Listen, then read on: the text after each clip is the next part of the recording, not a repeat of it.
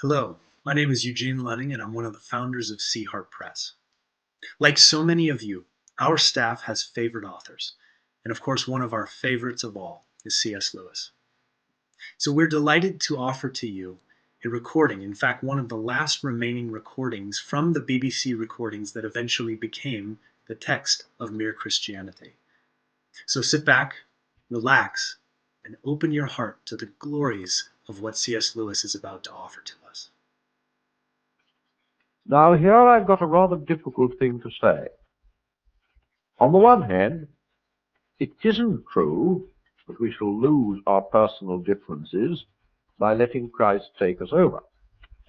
On the other hand, I don't think Christ can take us over as long as we're bothering about what will happen to our personality. Can I take the first point first? If a person didn't know about salt, wouldn't he think that anything with such a strong taste would kill the taste of all the other things in any dish you put it into? We know that, as a matter of fact, it brings out their real taste.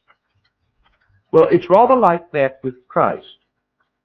When you've completely given up yourself to his personality, you will then, for the first time in your life, be developing into a real person. He made the whole world. He invented, as an author invents characters in a book, all the different men that you and I were intended to be.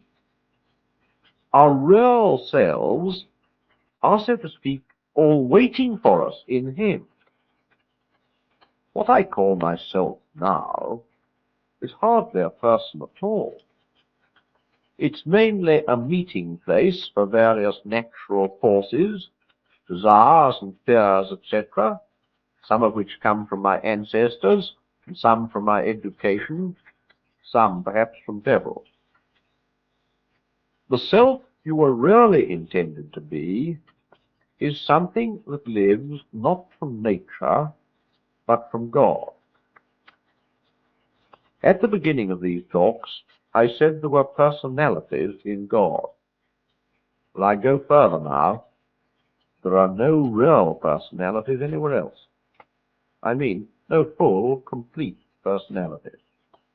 It's only when you allow yourself to be drawn into his life that you turn into a true person.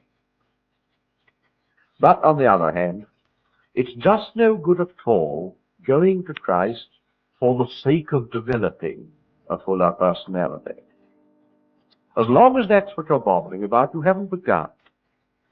Because the very first step towards getting a real self is to forget about the self. It will come only if you're looking for something else. That holds, you know, even for earthly matters. Even in literature or art, no man who cares about originality will ever be original.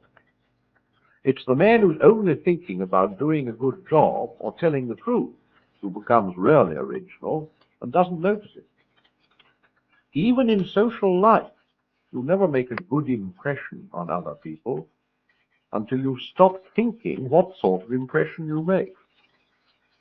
That principle runs all through life from the top to the bottom.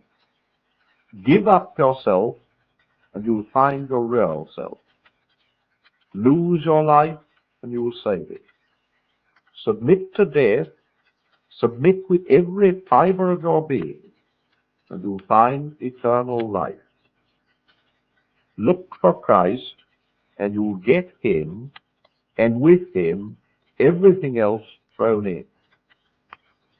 Look for yourself and you'll get only hatred, loneliness, despair, and ruin. Thank you for joining us and listening to those magnificent words. And as I myself have listened multiple times to that recording, I'm struck with the way that Lewis speaks about personality. Because in our day, in our modern age, we're so interested, frankly, in our own. But did you catch it?